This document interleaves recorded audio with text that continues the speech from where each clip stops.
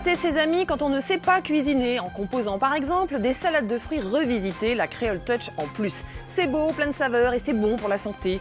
Quels fruits exotiques, quels substituts ici dans l'Hexagone, quel assaisonnement. Pour noter recettes et conseils nutritionnels, rendez-vous dans la dernière partie de l'émission. Dans la Revue du Monde, Gladys Mariva nous invite au Sénégal pour nous faire découvrir quelques pépites cinématographiques. Et tout de suite, notre premier dossier consacré à la Journée mondiale de l'océan. Comment lutter contre la pollution plastique? Comment réduire la taille de ce que l'on appelle désormais les continents plastiques? Merci beaucoup pour vos nombreux témoignages et pour votre engagement en faveur de l'océan. Bonjour, bienvenue chez vous dans Les Témoins d'Outre-mer, l'émission élaborée à partir de vos réactions à l'actualité. Journée mondiale de l'océan, c'est aujourd'hui, jeudi 18 juin. Le thème de l'an dernier, c'était, rappelez-vous, la pollution. Le thème cette année, nos océans, notre avenir. Du coup, ici à Eltom, nous avons décidé de faire le pont entre ces deux thèmes, de voir ce qu'il s'était passé en un an. Des solutions émergent-elles pour préserver l'avenir de nos océans? Mais vous allez nous le dire. Merci beaucoup à tous les trois d'avoir accepté notre invitation. Anne Caillot, vous êtes chargée du programme Outre-mer à l'UICN, l'Union internationale pour la conservation de la nature. Shirley Billot, c'est pas la première fois que vous venez chez nous, hein, bienvenue. Vous êtes chef d'entreprise. En l'occurrence, vous avez créé une ligne de cosmétiques naturels à base d'actifs de banane. Il était important pour nous d'avoir un chef d'entreprise concerné par le sujet sur le plateau. Et vous pourrez parler au nom des nombreux chefs d'entreprise outre-mer très concernés qui n'ont pas attendu la loi pour agir. Et puis enfin, Patrick Dexon. Alors j'adore votre titre, hein, ça fait un peu rêver. Vous êtes navigateur, explorateur, membre de la Société des explorateurs français, chef de mission des expéditions 7e continent. Et vous œuvrez pour un océan préservé de la pollution plastique. On ne pouvait pas faire cette émission sans vous. Merci beaucoup d'avoir accepté notre invitation. Alors avant de se concentrer sur les solutions qui commencent à émerger, plus ou moins efficaces, vous nous le direz, plus ou moins réalistes, on va dresser un rapide constat de la situation. Et pour commencer, quelques chiffres pour mesurer l'enjeu et l'étendue du problème. L'océan n'est pas une poubelle. Et pourtant, chaque année, 300 millions de tonnes de plastique sont produits dans le monde. Entre 8 et 12 millions se déversent directement dans nos océans. Aucun milieu marin n'est épargné. Un 7e continent, composé de 150 millions de tonnes de déchets, évolue actuellement dans le nord de l'océan Pacifique. L'équivalent de 6 fois la France et un tiers des États-Unis. Si rien n'est fait, d'ici 2020, cette immense plaque de plastique pourrait avoir la taille de l'Europe. Dans le Pacifique Sud, l'île déserte d'Henderson, près des îles Gambier, concentre à elle seule près de 38 millions de morceaux plastiques jonchés sur ses plages. Elle détient le triste record de la plus forte concentration de déchets jamais mesurée sur la planète. Comment lutter contre la pollution plastique de nos océans? Élément de réponse, tout de suite dans Eltom. Des chiffres qui font un petit peu peur. On va essayer de traduire maintenant concrètement à quoi correspondent ces chiffres. Alors les expéditions 7e continent, il y en a eu 4 à ce jour, donc 2 dans le Pacifique Nord et 2 dans l'Atlantique Nord. Et la prochaine? L'Atlantique Sud. Et c'est quand? Ça serait en fin d'année, novembre-décembre 2017. Donc c'est très bientôt. Alors vous travaillez en collaboration avec plus d'une dizaine de labos, avec des organismes scientifiques tels que le CNRS, le CNES, l'ESA, l'Agence spatiale européenne, parce que vous utilisez des satellites pour mesurer l'étendue de ces continents. Et premier renseignement, regardez sur cette carte, il n'y a pas un, mais 5 continents plastiques. C'est ça, il y a 5 continents de plastique. En fin de compte, ce sont des zones, des gyres, c'est des phénomènes tout à fait naturels, des courants marins qui tournent sur eux-mêmes et ont tendance à... Ça va, des tourbillons en fait? Voilà, un peu comme un siphon dans l'évier pour schématiser. Et ça rassemble effectivement ces micros et ces morceaux de plastique en son centre. Alors ça, c'est très schématique, c'est très simplifié, mais c'est un peu le fonctionnement du gyre. D'accord. Alors on parle de continent plastique, ça ne veut pas dire qu'on peut marcher dessus, mais ça veut dire qu'il y a vraiment une énorme concentration. Vous, qu'est-ce que vous avez vu? Décrivez-nous ce que vous avez vu, parce que c'est difficile parfois à imaginer. Alors, c'est paradoxal, on ne voit pas quand on est dans le continent déchets. Alors, c'est vrai qu'il ne faut pas s'imaginer cet amas de déchets, c'est pas tout ça. Ce plastique, quand il voyage dans l'océan, il se photodégrade, il se décompose en microparticules. Et ces microparticules restent entre 1 et 0 cm à la surface et à 1 mètre de profondeur. Et donc, quand on arrive en bateau, forcément, on ne tombe pas sur une plaque de déchets. Donc, si on l'appelle le 7e continent, c'est pas par sa densité, mais c'est par sa superficie de la zone polluée. D'accord, c'est pas par forcément ce qu'on voit, mais ce qui existe réellement dans l'eau. Et après, on a les macrodéchets, donc ces gros objets qui flottent, alors qu'eux sont très éparpillés, mais effectivement, si on venait à les rassembler, ça représenterait des millions de tonnes aussi. Des millions de tonnes aussi. Alors évidemment, tout le monde est concerné, hein. Tous les océans, on l'a dit, sont concernés par cette pollution plastique. Les outre-mer se retrouvent en première ligne, tout simplement parce que, sauf la Guyane, qui a un long littoral, mais ils sont tous entourés d'eau, ce sont tous des îles. Donc impact et conséquences, écoutez et regardez surtout cette première contribution postée depuis la Réunion. Plastique, un poison dans l'océan. La pollution par déchets plastiques tue chaque année jusqu'à 1 million d'oiseaux et 100 000 mammifères marins. Beaucoup d'entre eux se nourrissent de ces détritus, les confondant avec leur nourriture habituelle. Comme les tortues, qui prennent les sacs plastiques pour des méduses, leur proie favorite. Mathieu Barret, responsable d'un centre de soins de tortues à La Réunion, nous explique l'ampleur des dégâts. Nous sommes sur le centre de soins de Kélonia et Kélonia récupère 25 à 30 tortues chaque année. C'est une tortue kawan, donc qui vit au large, et malgré ça, elle est quand même concernée par les déchets plastiques. À partir de 2007, 30% des individus étaient concernés par les plastiques. En 2017, on arrive à 80% des tortues récupérées qui sont concernées par ces plastiques. On a commencé à récupérer les contenus stomacaux donc dans des petits flacons, et après on a été obligé de passer dans des plus gros flacons, puis à passer aux barquettes, puisqu'on s'est aperçu que la quantité de plastique récupérée était de plus en plus importante.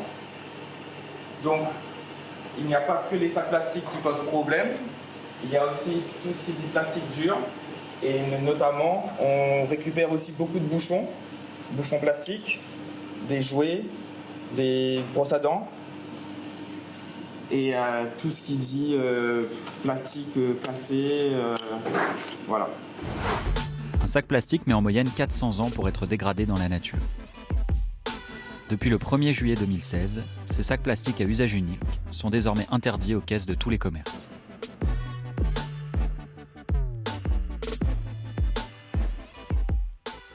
Merci Mathieu Barret pour cette contribution très élaborée et vous embrasserez pour moi Stéphane Stickson, le directeur du centre de Kélonia, ainsi que toute l'équipe. Merci pour votre accueil. Alors je me tourne vers vous, Anne Caillot. Menace directe sur la biodiversité. Donc on le voit, la faune se nourrit de plastique et ça lui fait pas du bien. Non, parce que donc ils vont se nourrir dans l'océan. Dans l'océan, ils prennent des sacs plastiques, ça ressemble vraiment à une méduse. Donc pour les tortues, ils font pas du tout la distinction. Mais il y a aussi tout ce qui est des plus petits morceaux de plastique qui ressemblent à des petits invertébrés qu'ils peuvent aller ingérer.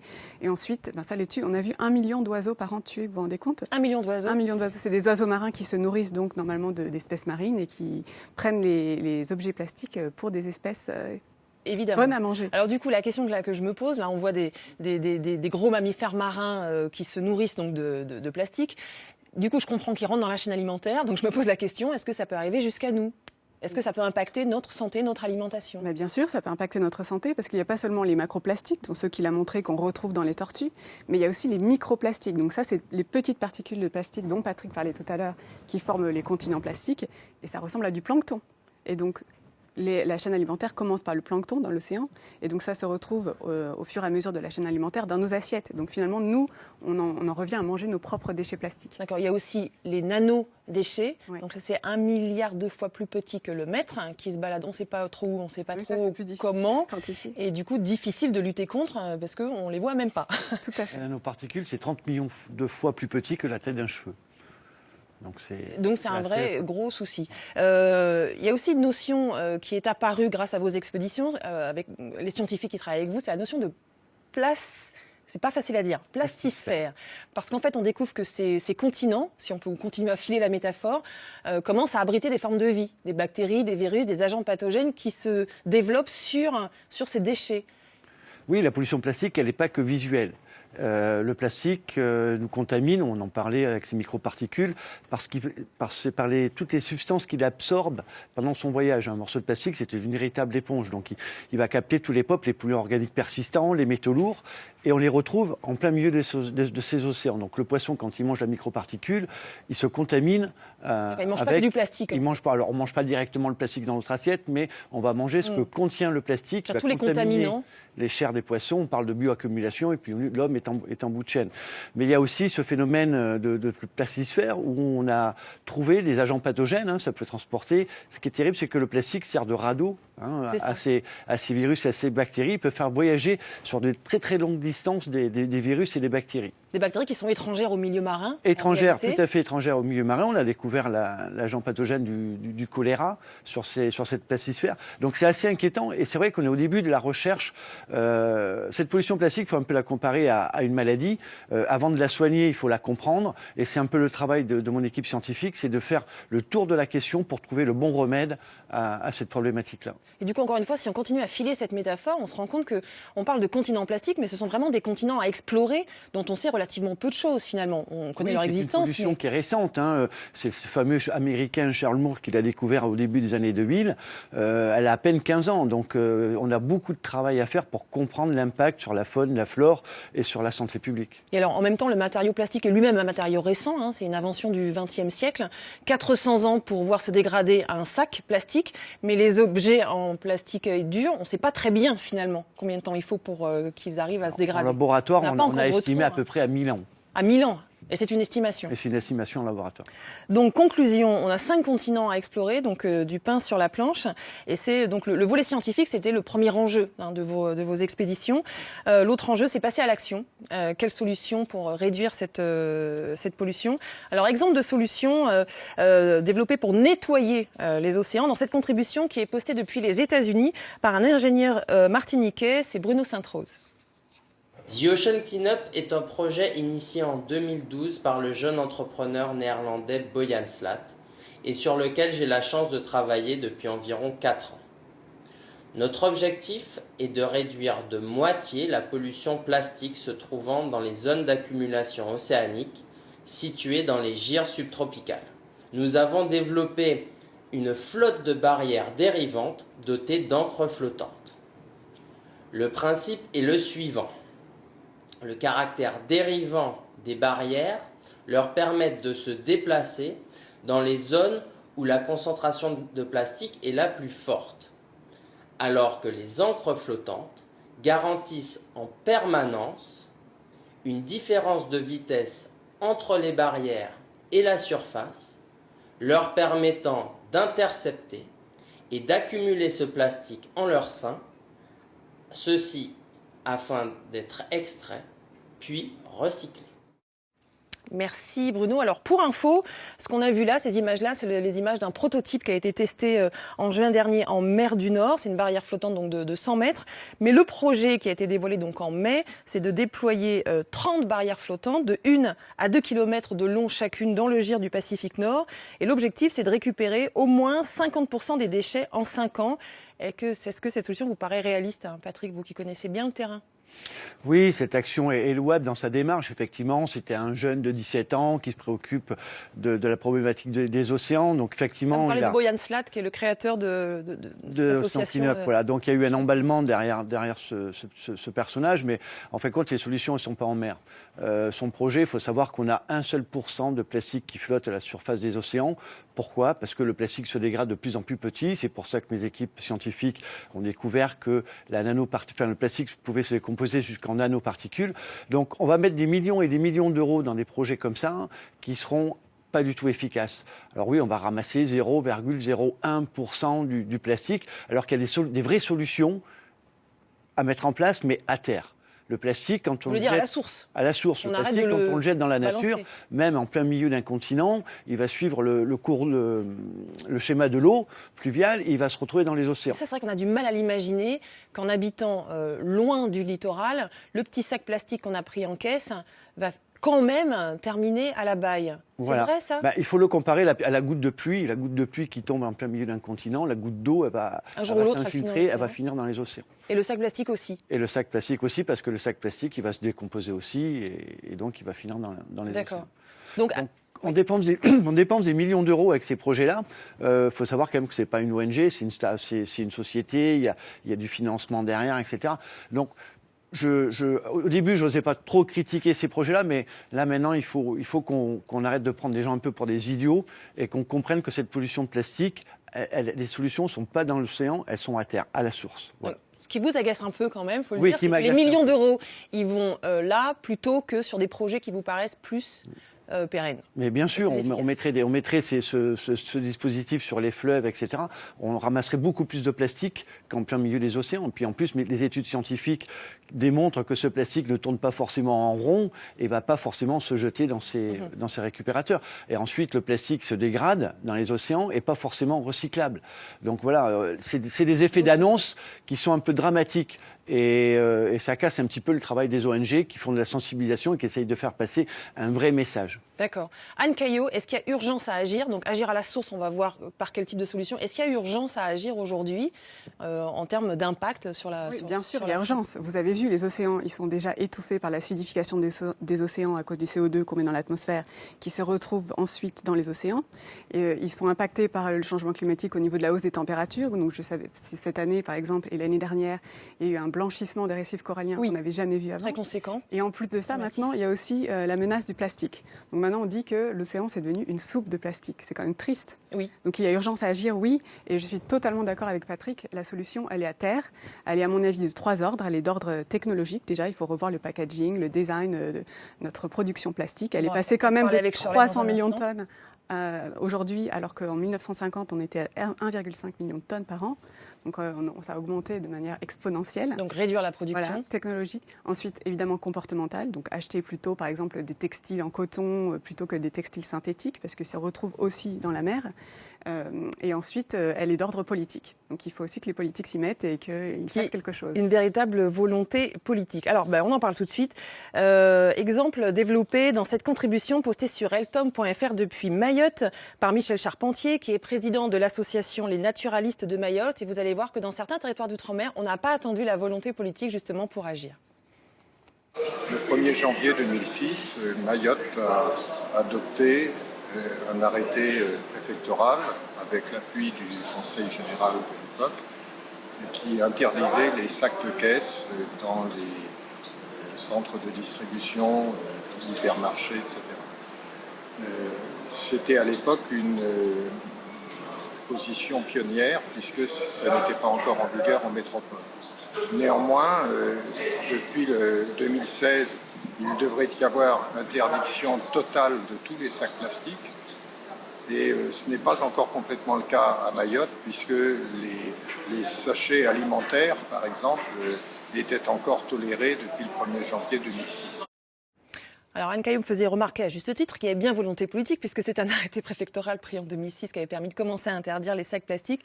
Mais c'est vrai que cet arrêté avait été pris sous la pression de la population de Mayotte, qui n'en pouvait plus de voir le lagon bousillé par les sacs plastiques. Alors donc pour info, depuis juillet 2016, on l'a vu tout à l'heure, les sacs à usage unique d'une épaisseur inférieure à 50 microns, qu'ils soient gratuits ou payants, sont totalement interdits. Dans toutes les caisses, inférieures à 50 microns, ça veut dire qu'ils sont trop fragiles pour être réutilisés, c'est bien ça? Je ne me trompe pas. Et à partir de 2020, ce sera au tour de la vaisselle jetable en plastique, gobelets, verres, assiettes, d'être interdite, sauf si elle est compostable en compostage domestique. Et c'est là que je voudrais bien vous entendre, Shirley Billot, parce que effectivement, vous attendez pas qu'il y ait des lois pour réfléchir au packaging de vos produits. Vous n'êtes pas la seule dans ce cas-là. Comment est-ce que vous avez procédé, vous? Qu'est-ce qui vous a mis en alerte déjà?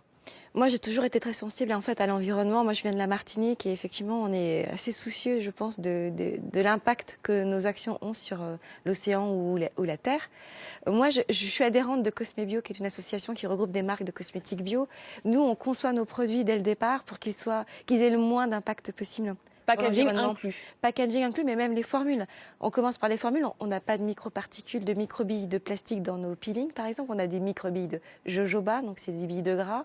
On n'a pas de silicone. Le silicone, c'est du plastique qu'on retrouve après dans l'eau. Donc toutes ces microparticules, on essaye, nous, de ne pas avoir d'impact dessus. Sur les packaging, on n'a pas de notice, on n'a pas de sac en plastique. Là, on a fait un tote bag en coton naturel. On essaie de privilégier des composants ou des packagings qui soient renouvelables, issus de forêts gérées durablement, issus de plastique renouvelable ou qui sont... Voilà, on essaie vraiment, dès le départ, quand on conçoit un produit, de penser à sa vie du début jusqu'à la fin. Et je suis complètement d'accord avec Anne. Il faut être engagé. Nous, en tant qu'entrepreneurs, en proposant à nos consommateurs des produits qui soient le plus propres possible, en tout cas qui respectent le plus l'environnement. Et c'est aussi aux consommateurs de choisir des produits qui, en fait, ont le moins d'impact sur l'environnement. Bien sûr, il faut être citoyen aussi. En tout cas, donc, vous avez une démarche globale, évidemment, et cohérente. Vous n'êtes pas la seule dans ce cas-là. Non, plusieurs et de plus en plus, en fait. Et de plus en plus, notamment dans les Outre-mer, vous avez l'impression ? Moi, je trouve qu'il y a une vraie sensibilité dans les Outre-mer, peut-être liée à notre passé, hein, et peut-être aussi parce qu'on a conscience qu'on a en fait un territoire qui est limité de par sa surface. Si on n'en prend pas soin, on est directement en fait condamné à partir. Donc, je pense qu'on est sensible à préserver notre environnement. Un environnement qui est quand même très exposé. Très exposé, oui. Donc du coup, est-ce que vous diriez, Patrick Dexon, qu'aujourd'hui, avec les expéditions que vous avez menées, il y a une prise de conscience scientifique ? Là maintenant, ça s'est avéré. Est-ce qu'avec cette loi, par exemple, de juillet 2016 qui interdit les sacs plastiques à usage unique, est-ce qu'il y a un début de volonté politique ? Est-ce qu'elle est affirmée ou pas suffisamment selon vous ? Alors elle est un peu hypocrite, cette nouvelle loi sur les sachets plastiques, parce qu'en fin de compte, on fait du sachet plastique biodégradable, mais il contient énormément de plastique. Alors effectivement, c'est un vrai drame, parce que... Ah non, mais là, les sacs qui sont interdits, c'est les biodégradables inclus aussi, qui sont interdits dans les sacs plastiques à usage unique. Oui, c'est les sacs biodégradables, on parle bien de ça. Oui. Hein ? Les deux, en fait, sont interdits, les sacs plastiques et ceux qui sont plastiques soi-disant biodégradables. Ils sont aussi interdits, ceux à usage unique. Oui, à usage unique, ouais. D'accord. Mais maintenant, ces sacs plastiques ont été remplacés par d'autres sacs plastiques. Quand vous allez chercher votre viande, vous allez voir votre boucher, vous mettez ça dans un sachet très fin.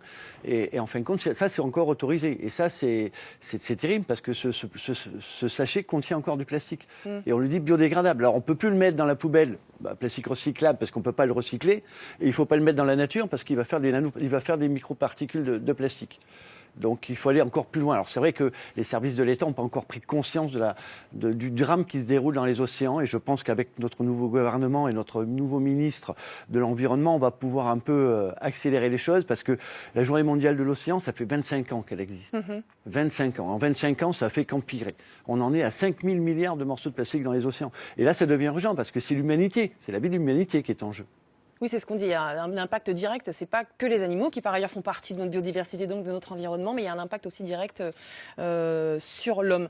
On a beaucoup. Alors du coup, il y a le rôle des citoyens aussi, parce qu'il y a prise de conscience scientifique, d'accord, volonté politique, d'accord. Vous l'avez commencé tous à l'aborder. Qu'est-ce que nous on peut faire, nous les gens ? Vous avez développé une application mobile qui permet justement comment ça fonctionne, de signaler les déchets quand on les repère avant qu'ils soient dans l'eau. Voilà, c'est photographier son 7e continent à côté de chez lui. D'accord. Voilà, on prend la photo, on peut la publier sur Facebook, on peut dénoncer, et ça permet bien sûr aux communes, aux régions de pouvoir réagir assez rapidement et ramasser les déchets. Alors c'est une vraie toile d'araignée, il faut arriver à mettre en place tous ces réseaux-là. C'est un peu compliqué, mais c'est en marche. D'accord, mais c'est l'objectif, c'est pouvoir faire comme un réseau de surveillance qui va signaler à la source les déchets qui commencent à se balader et qui risquent d'aller trop loin. Autre exemple de ce qu'on peut faire à nous particuliers, je propose pour conclure cette double contribution qui nous arrive à la fois de Guyane, signé Harry Hautebourg, et de Polynésie française, signé par un pêcheur, Manu Harry Pouhou. Les emballages et déchets plastiques sont une vraie calamité pour l'océan que j'aime appeler notre mère nourricière. Donc je fais très attention à ma consommation d'emballages de déchets plastiques et j'invite tout le monde à en faire autant. Alors je collecte les bouchons en plastique autour de moi et je les remets à l'association Bouchons d'Amour qui permet de les recycler et acheter du matériel sportif pour les handicapés. Quand je vais au marché, j'utilise des cabans en papier comme celui-ci que j'ai récupéré à la COP21. Ou en plastique réutilisable comme celui-ci. Donc, prenons garde à la planète. La pollution plastique est réelle, hélas, depuis bien des années. Et avec mon association, pour retarder ce phénomène, nous organisons des ramassages de déchets et des actions destinées à sensibiliser les jeunes et la population.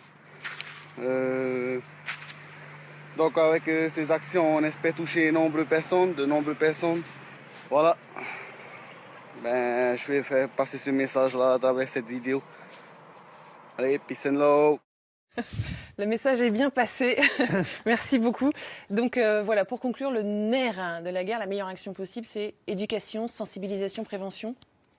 Oui, bien sûr, hein, les futures générations, hein, c'est eux qui auront le problème sur les bras. Donc il faut les éduquer, leur faire comprendre que ce plastique, il faut le considérer comme une matière dangereuse, que ce plastique, il peut avoir une valeur, il peut être recyclé et développer l'économie circulaire. Merci beaucoup. Et vous menez beaucoup d'actions de sensibilisation auprès des plus jeunes. Donc merci beaucoup à tous les trois pour d'avoir accepté notre invitation et pour votre engagement en faveur de l'océan. Et puis on se retrouve l'année prochaine pour faire le bilan. Merci beaucoup. À suivre dans l'émission, tout de suite, la revue du monde de Gladys Mariva. Et juste après, alors grâce à vos témoignages et à nos invités, nous vous proposerons quelques recettes pour concocter des salades de fruits à la sauce créole ou comment concilier sucre, saveur, couleur et santé. Restez avec nous jusqu'au bout.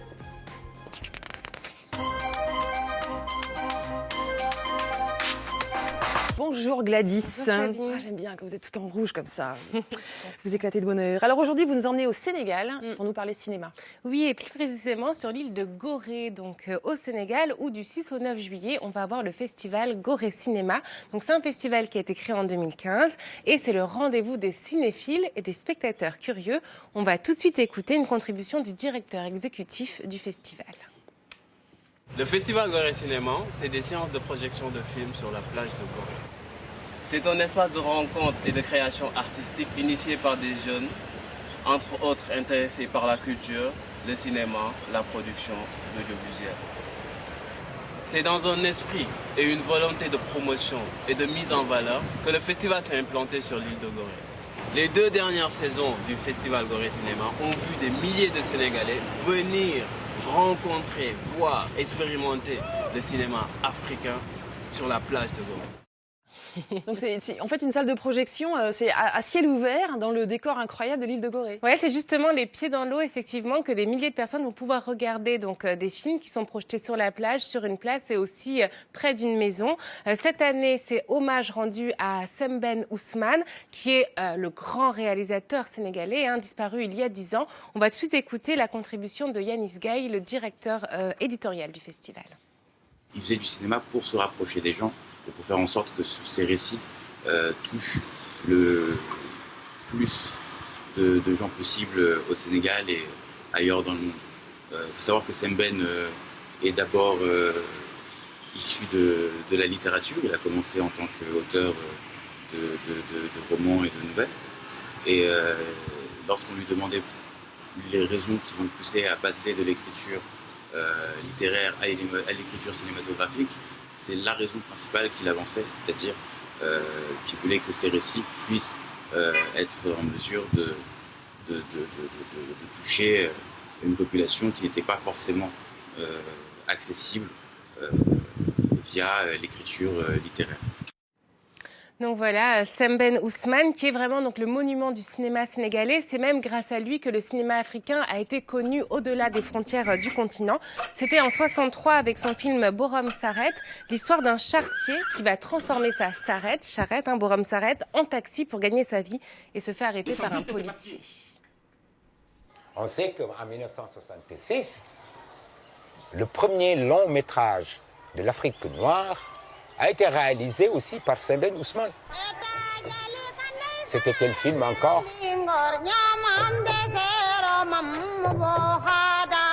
La Noire 2. La Noire 2 est le premier long métrage, très important, de l'Afrique noire. À ce moment-là, le cinéma africain n'était pas connu. Pour vous dire l'importance de cet homme, de cet artiste, en 1966, il nous revient avec La Noire 2, un film poignant. Donc voilà, on vient d'entendre donc Abdelaziz Boy, donc qui est un réalisateur sénégalais, nous parler de Sembène Ousmane et de son film La Noire 2, voilà. Donc c'est l'histoire de La Noire 2, c'est une histoire poignante, il vient de le dire. En fait, c'est une jeune Sénégalaise qui était embauchée dans une famille d'expatriés donc à Dakar et qui va passer un été avec eux sur la Côte d'Azur. Elle croit qu'elle va visiter la Riviera. Au lieu de ça, elle va être séquestrée et traitée comme une esclave. Voilà, on va tout de suite regarder un extrait de La Noire 2.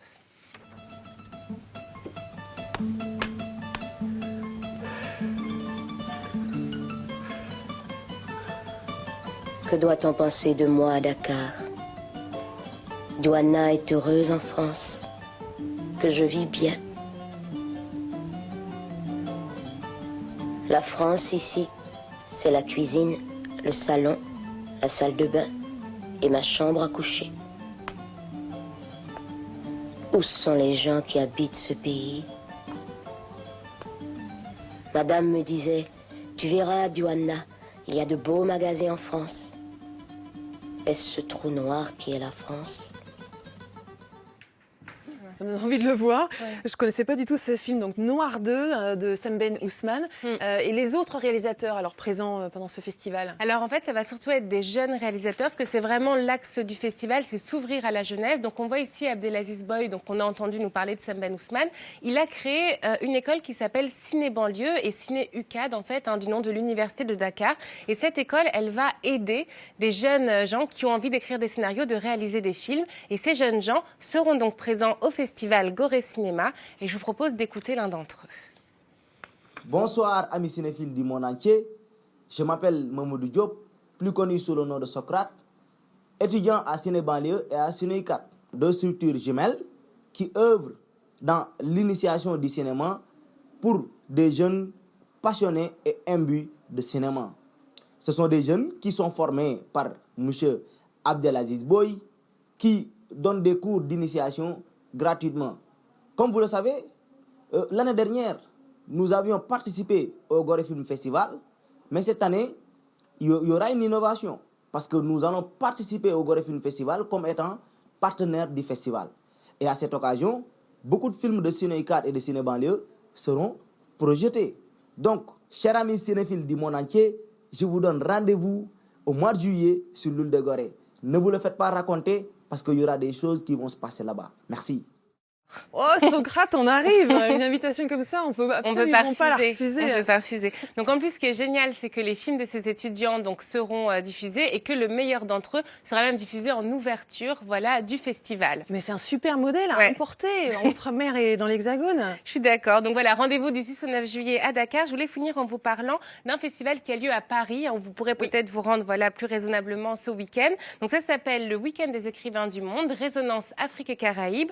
On va rencontrer donc ce week-end Alain Mabankou, Dany Laferrière, Christiane Taubira dans des débats hyper intéressants sur la langue, sur le rapport, la parole et comment se faire entendre quand on est oublié de l'histoire. Et puis on pourra aussi rencontrer Kidi Bébé, romancière camerounaise, qui nous parlera de son dernier roman, Mon royaume pour une guitare. On l'écoute. Mon royaume pour une guitare, c'est l'itinéraire de ma famille, de mon père, de mes parents. Des boursiers arrivés du Cameroun à la fin des années 50 et qui vont en France choisir leur vie à travers l'exil. Et pour mon père, choisir sa passion pour la musique plutôt que des choses plus raisonnables. J'ai eu envie d'écrire ce livre parce que malgré la durée maintenant grande, très longue de la relation entre la France et pas mal de pays d'Afrique, eh bien, cette histoire commune ne fait toujours pas tellement partie du récit national.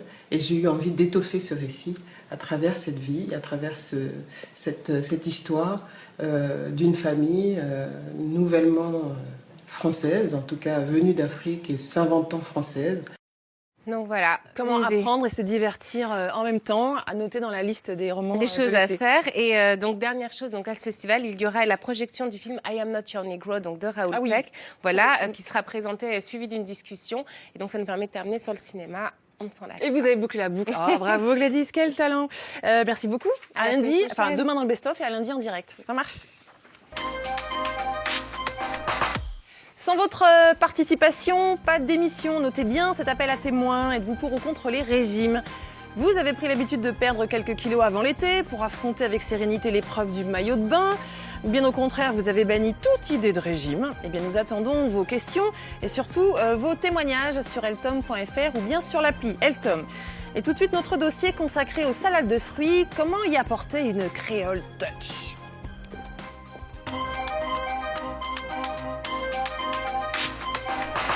Bonjour à toutes les trois, merci beaucoup d'avoir accepté notre invitation. Waouh, mais quel plateau magnifique, j'avais pas vu.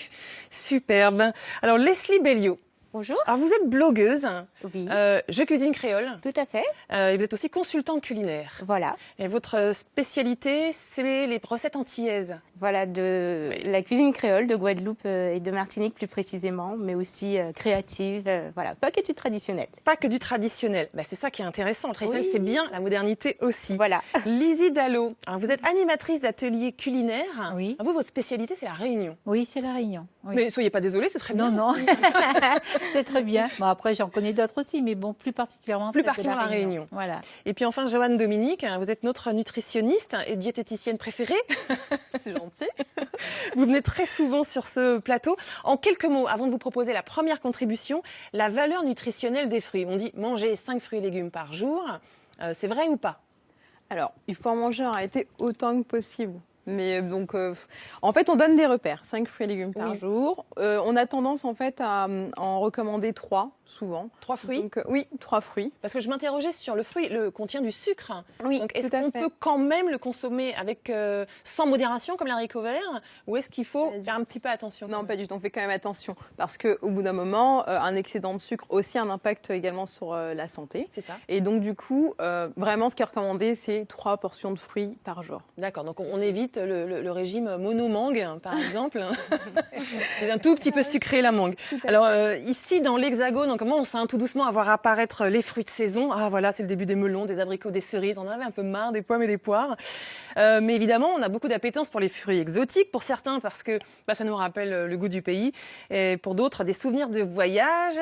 C'est le cas de cette contributrice. Et écoutez, elle s'exprime sur eltom.fr. C'est Lisiane des Azevedo, qui est passionnée par l'île de la Réunion. Salut France O. Eh bien écoutez, moi je suis une grande amoureuse de la Réunion et de ces petits plats, de ces paysages. Mais là, avec l'été qui arrive, c'est surtout ces petits plats qui me manquent. Et surtout la salade de fruits pays. Donc mangue, ananas, papaye et la petite touche de piment qui va bien. Du coup, j'aurais voulu savoir si c'était possible de me donner 2-3 petites astuces, histoire que j'arrive à refaire ici en métropole cette salade de fruits et si possible que je puisse la faire goûter aux copains qui n'ont pas eu la chance d'aller là-bas. Bah oui, bonne question, parce que parler de salade de fruits exotiques quand on est ici dans l'Hexagone, c'est pas toujours facile, pas toujours très écolo de faire venir des fruits qui ont mûri dans un cargo ou dans les caisses d'un avion. Donc qu'est-ce qu'on peut faire? Alors, montrez-nous, vous avez tout apporté alors. Alors, on peut faire une petite salade de fruits. Bien sûr, la mangue et la papaye, c'est des fruits qu'on retrouve ici quand même. Je peux déjà... allez-y, bien sûr. Alors, ce que j'ai fait, c'est parce que dans mes ateliers de cuisine, je fais toujours une petite salade de fruits pimentée à la réunionnaise. Et après, ils me disent des fois c'est fort et qu'il manque un petit peu quelque chose pour sucrer après un petit peu. C'est-à-dire que dans la salade de fruits réunionnaise, il y a toujours un petit peu de piment. Et alors, on a du vinaigre, après on a du piment écrasé, du piment vert. Donc on ça a pique un petit peu quand même. Après, ça dépend le palais des gens. Donc chacun met ce qu'il veut. Après, on va mettre aussi du sel et puis un petit peu de sucre, mais vraiment sur la fin si on veut. Donc c'est pas une obligation. Donc ça, c'est dans la salade de fruits traditionnelle de la Réunion. D'accord, il y a un mélange sucré-salé. Voilà, il y a un mélange sucré-salé. Là, par exemple, donc là, par contre, pour les fruits, donc on va pas. Nous, en général, on met de l'ananas, comme elle a dit, mangue, papaye, Jean Malac et d'autres fruits. Là, ici, donc moi, j'ai rajouté, donc j'ai mis des pommes. J'ai mis de la mangue parce qu'on en trouve quand même maintenant un peu partout de la mangue, donc il n'y a pas de souci. Donc la pomme remplacerait la pomme, ce serait peut-être un peu plus pour la papaye. D'accord. Voilà, parce que les papayes, c'est très cher et puis on n'en trouve pas tout le temps. Parce que chez nous, on utilise la papaye jaune, mais pas la papaye mûre. Donc, en principe, il faut que les fruits soient pas trop mûrs et légèrement acidulés un petit peu ou qui peut supporter un petit peu le piment. Parce qu'avec la fraise, par exemple, on va pas mettre du piment avec la fraise. Ça passera pas. Donc là. Tout à fait. Ouais. Ça passe pas en termes de goût, ça passe pas en termes de. Non, en termes de goût, ça va pas. Déjà, ça dénote bizarre, un peu la fraise. Fraise piment, je sais voilà, pas. ça dénote un peu. Et puis c'est ce petit côté. Là, j'ai rajouté de la concombre parce qu'on va avoir aussi des légumes avec. On peut aussi mettre. D'accord. Après, on peut rajouter d'autres fruits. Donc j'ai de la mangue, j'ai de la concombre. Ensuite, en fait, vous privilégiez les fruits ou légumes un peu croquants. Un peu croquants. Voilà, croquants acidulés. Tout à fait. Et puis, j'ai pris de la nectarine, mais pas trop mûre, donc il faut vraiment qu'elle soit ferme. D'accord, parce que sinon après c'est compliqué après pour tout s'écrabouille. Voilà, et puis c'est pas bon. Et puis elle va être trop sucrée aussi, donc c'est pas le but à vrai dire. C'est pas le but en fait de la salade. Voilà. Ensuite le pomelos, donc ça on en trouve aussi très souvent pamplemousse. ici, le pamplemousse, le rose ou le blanc, une importance. Ensuite, là, donc j'ai mis de l'ananas parce qu'on en trouve. Ouais. Bon, spécialement pour aujourd'hui, j'ai pris de l'ananas Victoria parce que c'est plus à l'œil, c'est beaucoup plus beau quand il est coupé, tout simplement. Mais sinon, on peut prendre n'importe quel ananas, aucune importance. Ok. Ensuite, donc j'ai rajouté de la carotte. Parce que c'est bon aussi, c'est croustillant et puis ça se mange cru, il n'y a pas de souci. Et alors l'avantage de ces bien. fruits qui sont pas complètement mûrs, c'est que du coup vous pouvez les couper en très très fines lamelles. Alors, et donc on multiplie les surfaces d'échange. Tout à fait. Là, moi, en général, je fais plutôt en fines lamelles, mais pas en bâton. Voilà, pas en bâton. Mais là, comme je vais le mettre dans le baba qui est au tisson. Donc je reviens après au tisson. Donc là, je mélange, je finis tous les ingrédients. Donc après, c'est vraiment les ingrédients salés. Donc je vais déposer là. Attendez, vous n'êtes pas très bien installé pour travailler là. C'est pas un atelier cuisine. On va bien se débrouiller quand même. Alors une fois qu'on aura fait ça, après, donc je vais mélanger un petit peu de vinaigre d'alcool coloré. D'accord, parce que c'est meilleur. Souvent, les gens me demandent pourquoi pas le balsamique ou parce que le goût n'est pas le même. Je veux pas de l'alcool blanc, du vinaigre blanc parce que s'il y a pas, c'est neutre, donc il y a aucun goût. Oui. Et je pense que le vinaigre d'alcool, il est mieux. Et puis nous, c'est ce qu'on utilise souvent à la Réunion. Ou alors, à la rigueur, on peut aussi faire avec du vinaigre de cidre si on n'a pas de vinaigre d'alcool coloré. Mais c'est le vinaigre de base, à vrai dire, qu'on utilise très souvent à la Réunion. Donc là, après, c'est pareil. Donc il y a une certaine quantité à mettre, mais après, c'est en fonction des goûts. Moi, par exemple, je vais la manger très vinaigrée parce que j'adore le vinaigre. D'accord, mais là, on dose en fonction du vinaigre, ça serait l'équivalent du citron. C'est l'équivalent du citron. Voilà, ça va être le côté un petit peu acidulé pour relever un petit peu la saveur. Voilà, donc pour changer un petit peu. Donc là, j'ai mis 2. Bon, ça dépend de la quantité après. Alors, vous qui nous regardez, continuez à nous regarder parce que toutes les recettes sont disponibles sur notre page Facebook. Donc, vous n'avez pas besoin de prendre des notes à toute vitesse. Alors, après, on va mettre un petit peu de sel dedans. Juste pour saler, parce que chez nous à La Réunion, on mange beaucoup les fruits avec du sel. Beaucoup. Donc, bon, le sel qui a un exhausteur de goût. Un exhausteur de goût, et tout à fait. Et quand je dis, c'est assez curieux, parce que généralement, il me dit, ah bon, vous mettez du sel dedans? Et bah oui, je dis, bah écoutez, goûtez un petit bout d'ananas ou un bout de n'importe quel fruit avec du sel. Ça change du goût, donc c'est autrement. Ensuite, bien sûr, on est à La Réunion. Forcément, on a du piment, c'est du piment oiseau, bien sûr. Après, c'est mieux parce qu'il y a moins de graines dedans, parce qu'on peut utiliser d'autres piments. D'accord, alors le piment oiseau. Voilà, le piment oiseau, donc vert de... Alors, je mets pas beaucoup, parce qu'après, je sais pas qui va les manger après. Bah, nous. Donc, voilà, donc on met un peu de piment, pour chacun, pour ses papilles, bien sûr, parce que moi, je vais en mettre... Beaucoup, que vous n'allez pas en manger, c'est moi qui vais tout manger. Voilà, là, on va mélanger, tout simplement. C'est tout simple, c'est tout simple à faire. Et c'est vraiment une salade qu'on mange à toute heure. Franchement, moi, des fois, le soir, je rentre du travail très tard et j'ai pas envie de manger. Et donc, je prépare ça pour manger avant d'aller au lit et je mange ça tranquillement. Ça, c'est un bon repas du soir, Joanne. Du coup, c'est une salade qui est assez intéressante parce qu'en fait, il y a un mélange de fruits et de légumes. Moi, je trouve ça génial, notamment pour les personnes qui ont beaucoup de mal avec les légumes. C'est une manière, en fait, du coup, d'apprendre à les consommer. Donc finalement, des fois, souvent, il y en a, c'est « j'aime pas du tout les légumes, je ne veux pas en consommer ». Et lorsqu'ils en consomment, mélangent éventuellement à des fruits, ils se rendent compte que finalement, c'est bon. Et en fait, ça permet du coup de pouvoir en consommer un peu plus. Et ce qui est intéressant dans la salade de fruits, c'est comme on l'a dit tout à l'heure, beaucoup de fruits, finalement, c'est quand même un apport de sucre qui peut être important, surtout dans les salades de fruits. C'est génial, c'est déjà coupé, c'est facile à manger, c'est frais. Et donc, du coup, le fait de rajouter des légumes, en fait, on diminue la quantité de sucre apportée dans la portion, du coup. D'accord. Et en revanche, on profite à plein de toutes les vitamines. Tout à fait. De tous les bons nutriments. Exactement. Apportés et par les fruits et du coup et par les légumes. Et en termes de saveur, c'est vraiment génial. Là, je rajoute un peu de sucre. Bon, traditionnellement, à La Réunion, on ne met pas de concombre ni de carottes. Mais c'est vrai qu'ici, j'ai pas tout le temps un ananas dans mon frigo, ni une mangue. Ni une papaye. Et j'avais envie de retrouver ce petit goût un petit peu acidulé. Un peu croquant. La sauce, voilà, un petit peu. Et puis avec le jus, avec le vinaigre et le piment. Donc du coup, je me dis, mais qu'est-ce que j'ai? Donc un jour, j'ai ouvert mon frigo, il y avait de la carotte et du concombre. Je dis, pourquoi pas? Donc j'ai fait et je trouve que ça se marie vraiment très très bien avec. D'accord. Après, vous pouvez aussi rajouter d'autres fruits, donc il n'y a pas de souci. Donc une fois qu'on a fait ça... Donc en mélangeant, pour partie fruits exotiques, pour partie des fruits qu'on trouve ici, on les prend donc pas trop mûrs, un peu fermes pour qu'ils soient bien craquants, et on peut privilégier donc pommes, tomates, concombres. Pas tomates. Non, pardon. Pommes, concombre, carottes. Et une nectarine tomates, après, ou autre en fruits après, pamplemousse, quelque chose qui soit assez ferme. Ensuite, là, bon, on a fait spécialement, après on peut servir à côté, là il n'y en aura pas beaucoup. Donc j'ai fait un baba ici. C'est un baba qui est fait au tisson. Alors, je ne sais pas si vous savez, il y en a beaucoup qui ne savent pas ce que c'est que le tisson. Non, je ne sais pas ce que Donc, c'est. c'est ça, c'est la farine de maïs, tout simplement. C'est vraiment la farine la plus fine qu'on fait avec. Donc, je n'ai pas voulu faire un baba au rhum avec de la farine normale parce que je voulais quand même qu'elle rappelle la Réunion. Le tisson, ça fait partie aussi des ingrédients qu'on utilise beaucoup à la Réunion. Et donc, j'ai fait un baba, il n'y a pas de rhum dedans parce que dans ma salade, on ne met pas de rhum, c'est que du piment. Après, voilà, mais dans ma salade traditionnelle, on ne met pas du tout de rhum dedans. Et donc, j'ai fait le sirop avec du sucre, bien sûr, de l'eau. Et j'ai aussi mis les fruits qui rapportent un petit peu à la salade. Donc, c'est-à-dire, j'ai mis un bout de nectarine dans mon sirop. Et puis, j'ai mis un bout d'ananas aussi pour que ça apporte le jus en même temps et le parfum des fruits. Donc voilà, oui. Alors du coup, il y a d'autres astuces aussi. Si on n'a pas forcément tous les fruits exotiques, c'est qu'on peut utiliser également pour faire les salades, les jus, tout simplement. Oui, aussi. Exactement. Donc, comme le jus de grenade, etc. Oui, tout à fait. D'accord. Parce que finalement, une salade de fruits ou une salade en général, c'est on panache en fait certains aliments ensemble et on doit les assaisonner. Et en fait, on peut du coup utiliser donc soit effectivement des jus de fruits tout simplement exotiques pour retrouver cette saveur. Si on n'a pas nos fruits exotiques, bien sûr, sous la main, quand même, parce que localement, on n'en a pas. Donc du coup, on peut utiliser ce genre de choses. Il y en a qui utilisent des arômes également. Alors, on va en parler justement des assaisonnements, des arômes, et comment on peut tous ces petits additifs. Là, vous me devancez. Dites-moi. J'ai oublié la cerise, bien sûr, qui remplace notre petit goyavier qui est la saison en ce moment à La Réunion. J'allais oublier le principal.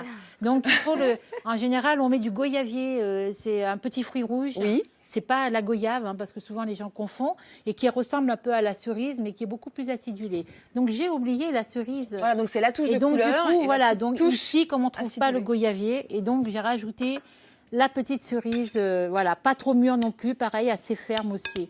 Voilà, j'allais l'oublier. Ouf, heureusement, parce que là, vraiment, c'était elle est très vraiment jolie, elle a les belles couleurs et elle est très très belle.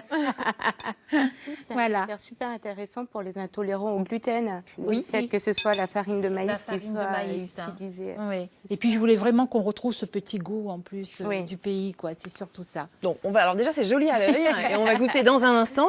Alors on passe aux assaisonnements et aux autres petites choses, petites astuces pour créoliser sa salade. Et puis surtout, on va passer aux Antilles aussi, un petit peu. Alors écoutez, cette nouvelle contribution postée par Béatrice Casal sur altom.fr. Une salade de fruits à la créole. Mangue, ananas, papaye pour la Réunion ou encore corosol, goyave pour les Antilles. La salade de fruits exotiques se décline sous toutes les formes selon les territoires. Et pour donner un goût d'outre-mer à ce dessert estival, même en métropole, rien ne vaut les conseils d'une amatrice de cuisine qui sait ajouter dans tous ses plats une créole touch. Et ça fait toute la différence. Avec les beaux jours qui arrivent, la salade de fruits bien nutritive et rafraîchissante est incontournable. Mon petit truc à moi, c'est l'assaisonnement. J'aime bien varier. Je rajoute régulièrement de la feuille de menthe ou encore de la cannelle, avec de la vanille bourbon, de la Réunion. Souvent, je mélange aussi avec du sucre de canne ou du sirop de tamarin, ou même avec de la pulpe d'aloe vera, ce qui me rappelle bien le goût des îles. Je privilégie au maximum les fruits de saison. Mais quand je reviens de vacances de l'île de la Réunion, d'où je suis originaire, je n'hésite pas à recréer la vraie bonne salade typique de la Réunion, que voici. Salade de fruits, jolie, jolie. À refaire, à goûter et à partager, sans modération. Les à ma mère, salade de fruits, jolie, jolie, jolie. Un jour ou l'autre, il faudra bien qu'on nous... Merci beaucoup Béatrice. Alors là, le plateau commence à embaumer d'odeur et notamment ça sent la vanille, là, vraiment très très fort. Leslie Belliot, alors parlez-nous de votre recette. Vous avez préparé un gazpacho, donc là on est plutôt côté... Carpaccio, pardon. Non mais en fait, c'est moi qui suis super mauvaise en cuisine. Quand je disais en titre, comment épater vos amis quand vous ne savez pas cuisiner, c'était carrément du vécu. On aurait pu le gazpacho de... Le gazpacho, c'est la soupe froide, c'est ça. Le bénéfice des fibres. Voilà, c'est ça. C'est pour ça que c'est intéressant, salade de fruits. Quand on les consomme en morceaux, on a le bénéfice des fibres qui aide au transit intestinal notamment. D'accord. Donc le carpaccio. Donc là, on est plus dans les Antilles. Voilà, tout à fait. Donc du coup, pour ma recette, en fait, j'ai décidé de revisiter éviter donc la traditionnelle salade de fruits qu'on a l'habitude de couper en petits morceaux. On réunit tout dans un saladier. Donc là, j'ai utilisé de l'ananas. Alors moi, c'est vrai que j'ai une petite préférence pour l'ananas Victoria qui va être beaucoup plus sucré, plus parfumé. Voilà. Qui vient d'où? On en trouve aux Antilles, en Guadeloupe, en Martinique. Après, ça fonctionne avec n'importe lequel, hein, bien entendu, avec ce qu'on a à disposition, bien entendu. Et donc, j'ai coupé finement mon ananas et j'ai réalisé des petits rouleaux à base de papaye, parce que la papaye, c'est un fruit qu'on commence à trouver un petit peu partout, hein, sur tous nos étals. En grande surface, on en trouve. De la mangue aussi. Bah là, on en trouve, bon, pas tant que ça, visiblement. Mais là, au niveau de tous ces petits additifs, là, qu'est-ce que c'est que ça? Alors, pour customiser justement mon petit carpaccio, j'ai pris ici, vous voyez, des petits grains de grenade, voilà, qui va apporter un petit peu de couleur, de vitamine C aussi. Voilà, et un petit peu une texture un peu plus différente en bouche. Oui. Voilà, que le fruit. Parce qu'en fait, vous pouvez jouer aussi sur les textures. Voilà, tout à fait. Et là, vous voyez, j'ai rajouté des petites lamelles de noix de coco fraîche. Voilà, pour apporter un petit peu de couleur, un petit peu plus de volume. Pour la gourmandise, j'ai pris... Allez-y. Attends, Johanna, alors là, fermez les yeux, voilà, ne regardez pas. Allez-y. Alors, c'est tout léger. Alors, en fait, c'est de la meringue. De la meringue à la vanille, voilà. Pour apporter vraiment juste... Vous voyez, je mets juste quelques éclats, voilà. Hein? Voilà, juste quelques éclats, vraiment. Relever. Je me sacrifierais, Joanne. Je me sacrifierais. Je prendrais la meringue. Et ça, alors ça, c'est la petite vinaigrette. Voilà. Donc en fait, c'est une petite vinaigrette sucrée que j'ai réalisée à base de fruits de la passion, de sirop de sucre de canne où j'ai fait infuser des étoiles d'anis, un peu de vanille. Et donc à la fin, j'ai rajouté ma pulpe de fruits de la passion, un petit peu de zeste de citron vert pour pepser le tout. Et voilà, un peu de rhum et on arrose le tout. Voilà. Comme super, le générique est parti, on va pouvoir passer à la dégustation. Merci beaucoup. Je vous remercie beaucoup toutes les trois pour les conseils. Pour les recettes que vous retrouvez jeudi sur notre page Facebook. C'est une émission préparée par Gaël Mallet qui sera rediffusée à 19h. Rendez-vous demain pour le best-of et en direct lundi prochain à midi. Merci beaucoup et d'ici là, exprimez-vous sur eltom.fr.